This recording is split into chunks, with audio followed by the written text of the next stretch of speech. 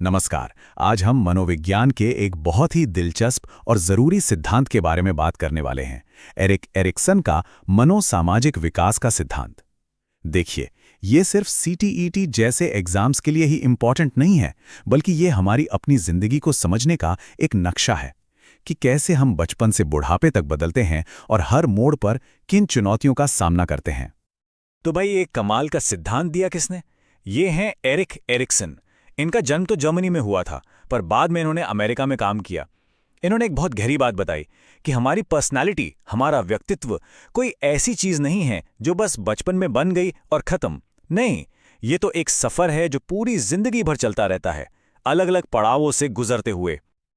अब ये मनोसामाजिक सिद्धांत सुनने में थोड़ा भारी लगता है ना, पर है बड़ा सिंपल। इसका मतलब है कि हमारी पूरी जिंदगी 8 अलग अलग स्टेजेस में बटी हुई है और हर स्टेज पर हमारे सामने एक चैलेंज आता है, एक संकट। इसे कोई डिजास्टर मत समझिए, ये एक टर्निंग पॉइंट है और हम उस टर्निंग पॉइंट को कैसे पार करते हैं, बस वही हमारी पर्सनालिटी को शेप देता जाता है। तो कितनी स्टेजेस हैं? कुल 8। जी हां, एरिक्सन के सिद्धांत का दिल यही 8 पड़ाव हैं। और ये कहानी हम सबकी है, जो जन्म से शुरू होकर हमारी पूरी जिंदगी के सफर को समेटती है। तो आज के इस सफर में हम क्या क्या देखने वाले हैं? पहले इस सिद्धांत को थोड़ा और समझेंगे, फिर गोता लगाएंगे बचपन की उन 4 चुनौतियों में। उसके बाद देखेंगे कि किशोरावस्था और जवानी में पहचान और रिश्ते कैसे बनते हैं, और आखिर में पहुंचेंगे वयस्कता और संपूर्णता के 2 चरणों तक। और हाँ, अंत में एक फटाफट रिवीजन और कुछ एमसीक्यूज भी हैं, ताकि सब पक्का हो जाए। तो तैयार हैं? चलिए शुरू करते हैं पर्सनालिटी की फाउंडेशन से, यानी बच्चों के उन शुरुआती सालों से। चलिए तो बात करते हैं जिंदगी के पहले 4 स्टेजेस की। ये वो दौर है जो बचपन से लेकर स्कूल जाने की उम्र तक चलता है, और यहीं पर हमारी पर्सनालिटी की, आप कह सकते हैं, नींव रखी जाती है। तो सबसे पहली stage, stage 1, trust versus mistrust, यानी विश्वास बनाम अविश्वास। जरा सोचिए, एक छोटा बच्चा जो जन्म से 2 साल का है, वो पूरी तरह से अपने माता पिता पर निर्भर है ना? अगर उसे टाइम पर दूध मिलता है, प्यार मिलता है, देखभाल मिलती है, तो उसके अंदर एक भरोसा जगता है, दुनिया पर भरोसा। और इसी भरोसे से जन्म होता है एक बहुत खूबसूरत गुण का, होप, यानी आशा। इसे ऐसे समझिए, जब बच्चे को कंसिस्टेंट प्यार और केयर मिलती है तो वो ट्रस्ट डेवलप करता है। उसे लगता है कि दुनिया एक सेफ जगह है। लेकिन सोचिए, अगर केयर ठीक से ना मिले, कभी नहीं, तो बच्चा बेचैन हो जाता है, रोता है, और यहीं से मिसट्रस्ट यानी अविश्वास की जड़ें जमने लगती हैं। अब बच्चा थोड़ा बड़ा हो गया, चलने फिरने लगा है, तो हम आ गए स्टेज 2 पर, autonomy versus shame and doubt, स्वायत्तता बनाम शर्म। इस उम्र में, यानी 2 से 3 साल में, बच्चे हर काम खुद करना चाहते हैं। मैं करूंगा, नहीं मैं खुद पहनूंगा, ये उनकी आज़ादी का ऐलान होता है। और जब वो ये कर पाते हैं तो उनमें पैदा होती है विल, यानी इच्छा शक्ति। जैसे बच्चा खुद से कपड़े पहनने की जिद करता है या अपने हाथ से खाना चाहता है। अगर उसे करने दिया जाए, शाबाशी मिले, तो वो इंडिपेंडेंट बनता है। लेकिन अगर पेरेंट्स हर बात पर टोकें, अरे तुमसे नहीं होगा, लाओ मैं कर दूं, तो बच्चे को अपनी ही एबिलिटीज पर शर्म आने लगती है, डाउट होने लगता है। ओके, तो अब बच्चा और बड़ा हो गया, 3 से 6 साल का। ये है स्टेज 3, इनिशिएटिव वर्सेस गिल्ट, यानी पहल बनाम दोष। ये वो उम्र है जब क्यूरियोसिटी की तो बाढ़ आ जाती है। हर चीज में क्यों, ये क्या है, ऐसे कैसे। बच्चे खुद से नए नए खेल बनाते हैं, और जब उनकी इस पहल को सराहा जाता है तो उनमें पर्पस यानी उद्देश्य का गुण आता है। देखिए, जब बच्चा कोई खेल शुरू करता है या कोई सवाल पूछता है और पेरेंट्स उसे एनकरेज करते हैं, तो वो इनिशिएटिव लेना सीखता है। लेकिन अगर उसे डांट दिया जाए, चुप रहो, इतने सवाल क्यों पूछते हो, तो उसे लगने लगता है कि कुछ नया सोचना या करना गलत है, और उसके मन में गिल्ट यानी दोष की भावना आ जाती है। चलिए अब आते हैं स्टेज 4 पर। यह है इंडस्ट्री वर्सेस इंफीरियॉरिटी, यानी परिश्रम बनाम हीनता। इसे उद्यम बनाम हीनता भी कहते हैं। यह है स्कूल वाली एज, 6 से 12 साल। यहां बच्चे मेहनत करना सीखते हैं, रूल्स फॉलो करना सीखते हैं, और जब वो कोई काम अच्छे से कर लेते हैं तो उनमें कॉम्पिटेंस यानी सक्षमता का भाव आता है। मतलब हाँ, मैं ये कर सकता हूं वाली फीलिंग। जैसे बच्चा घर के कामों में मदद करना चाहता है या स्कूल का प्रोजेक्ट बनाता है, और सोचिए अगर वो किसी एग्जाम में फेल हो जाए, और उसे बहुत बुरी तरह डांटा जाए तो उसके अंदर एक इन्फीरियॉरिटी कॉम्प्लेक्स, एक हीन भावना घर कर सकती है कि मैं तो किसी लायक ही नहीं हूं, और ये चीज जिंदगी भर परेशान कर सकती है। इसीलिए इस स्टेज पर फेलियर के बाद डांट नहीं बल्कि इनकरेजमेंट बहुत जरूरी है। तो बचपन की ये 4 स्टेजेस हमारी फाउंडेशन बनाती हैं। अब हम एंट्री कर रहे हैं जिंदगी के एक बहुत ही कह सकते हैं तूफानी दौर में, किशोरावस्था और युवावस्था। अब सवाल ये नहीं है कि मैं क्या कर सकता हूं, अब सवाल है मैं हूं कौन और मैं दूसरों से कैसे जुड़ूं। ये है स्टेज 5 और ये बहुत बहुत क्रूशल है। आइडेंटिटी वर्सेस रोल कंफ्यूजन, पहचान बनाम भ्रांति। उम्र है 12 से 18 साल और इस स्टेज का एक ही सेंट्रल क्वेश्चन है, हु एम आई, मैं कौन हूं।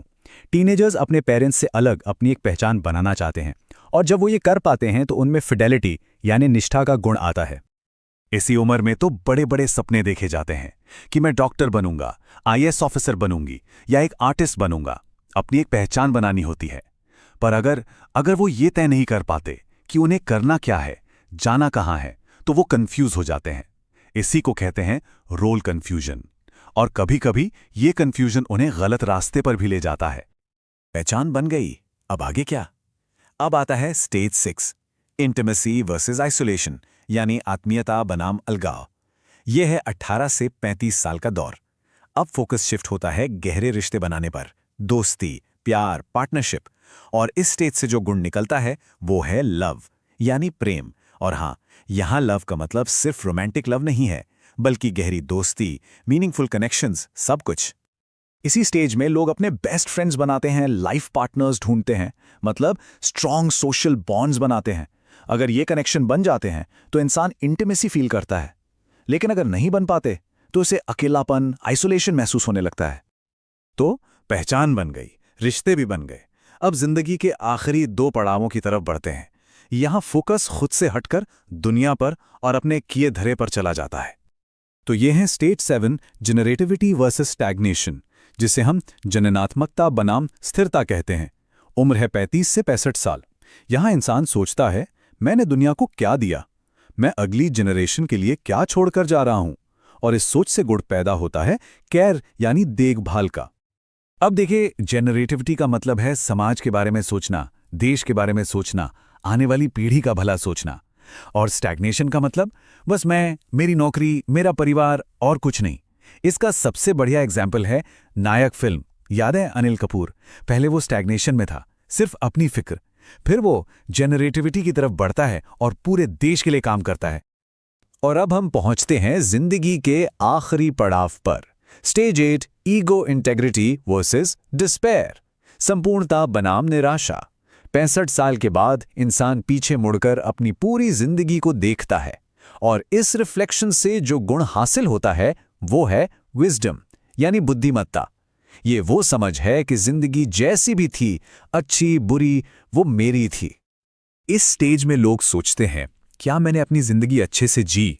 अगर जवाब हाँ है, अगर सक्सेसेस ज्यादा हैं और रिग्रेट्स कम, तो उन्हें इंटेग्रिटी यानी संपूर्णता का एहसास होता है, एक सैटिस्फैक्शन होता है। लेकिन अगर जिंदगी में काश बहुत रह गए हों, बहुत पछतावा हो, तो डिस्पेयर यानी निराशा हाथ लगती है। ओके, तो हमने ये 8 स्टेजेस देख लीं। चलिए अब एक फटाफट समरी करते हैं। ये जो टेबल अब हम देखेंगे, ये एग्जाम से पहले क्विक रिवीजन के लिए एकदम परफेक्ट है। इस टेबल को बस रटना नहीं है, इसमें कहानी देखिए, हमारी जिंदगी की कहानी। ये होप यानी आशा से शुरू होती है, फिर विल और पर्पस से हम आगे बढ़ते हैं। स्कूल में कॉम्पिटेंस सीखते हैं, फिर आती है फिडेलिटी यानी अपनी पहचान के प्रति निष्ठा, फिर लव और केयर से हम दूसरों से जुड़ते हैं, और आखिर में विजडम के साथ जिंदगी को पूरा करते हैं। देखें कैसे हर स्टेज पिछली स्टेज पर बिल्ड हो रही है। कमाल है ना? तो थ्योरी तो समझ ली, अब बारी है प्रैक्टिस की। देखते हैं कितना याद रहा। चलिए कुछ एमसीक्यूज सॉल्व करते हैं। पहला सवाल, मनोसामाजिक सिद्धांत किसने दिया था? आपके ऑप्शंस हैं ए जीन पियाजे, बी सिगमंड फ्राइड, सी एरिक एरिक्सन या डी लॉरेंस कोहलबर्ग। और बिल्कुल सही जवाब है सी एरिक एरिक्सन। अगला सवाल, एक बच्चा खुद कपड़े पहनने की कोशिश कर रहा है, ये कौन सी स्टेज है? ये है अपनी आजादी दिखाने की कोशिश। तो सही जवाब है B autonomy versus shame and doubt. तीसरा सवाल, मैं कौन हूं, ये बड़ा सवाल किस स्टेज का है, याद है? किशोरावस्था का संकट। जी हाँ, इसका जवाब है सी, आइडेंटिटी वर्सेस रोल कंफ्यूजन। चौथा सवाल, 6 से 12 साल की उम्र, स्कूल वाली उम्र, बच्चे कौन से संकट का सामना करते हैं? ये मेहनत करने की उम्र है।